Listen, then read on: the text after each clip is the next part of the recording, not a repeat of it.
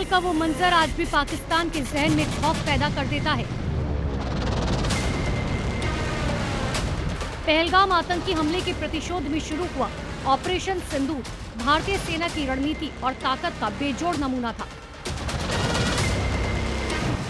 भारतीय जाबाजों ने सीमा पार आतंकियों के लॉन्च पैड्स, रडार सिस्टम और मिलिट्री हैंगर्स को मिट्टी में मिला दिया।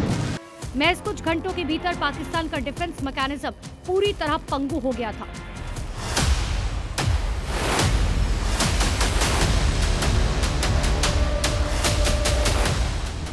इसी ऑपरेशन को लेकर एक ऐसी खबर आई जिसने पूरी दुनिया को चौंका दिया। पहली बार चीन ने कबूला कि वो सिर्फ पाकिस्तान का हमदर्द नहीं था, बल्कि युद्ध के मैदान में ऑन ग्राउंड तकनीकी मदद दे रहा था। अब तक भारत आरोप लगाता था,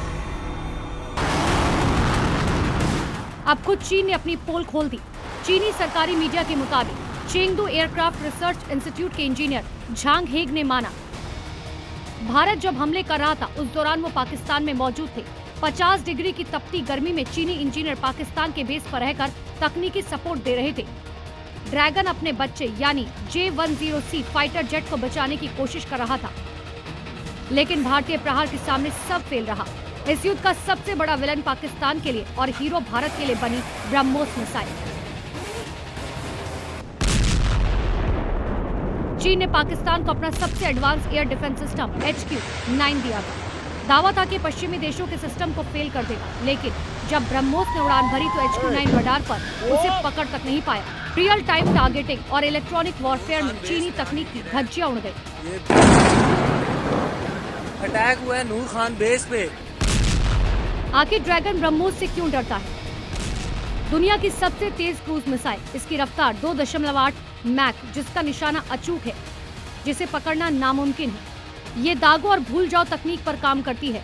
इसकी लो एल्टीट्यूड उड़ान इसे दुश्मन के रडार से बचाती है। इसे जमीन, हवा और समंदर कहीं से भी दागा जा सकता है।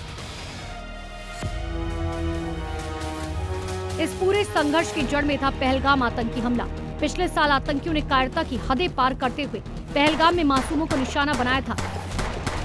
22 अप्रैल 2025 को जम्मू कश्मीर के पहलगाम की बाईसरन घाटी में हुए आतंकी हमले में 26 लोगों की मौत हुई थी। इस कायराना हमले में 17 से अधिक लोग घायल हुए थे। पहलगाम का बदला लेने के लिए भारतीय सेना ने ऑपरेशन सिंदूर को अंजाम दिया।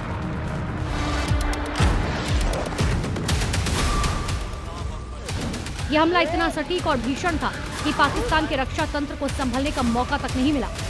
भारतीय सेना के प्रहार ने आतंकिस्तान के भूगोल और पाकिस्तान के अहंकार को एक साथ चोट पहुंचाई थी। इस ऑपरेशन ने यह साबित कर दिया था कि भारत अब सिर्फ बचाव नहीं, बल्कि घर में घुसकर मारता है।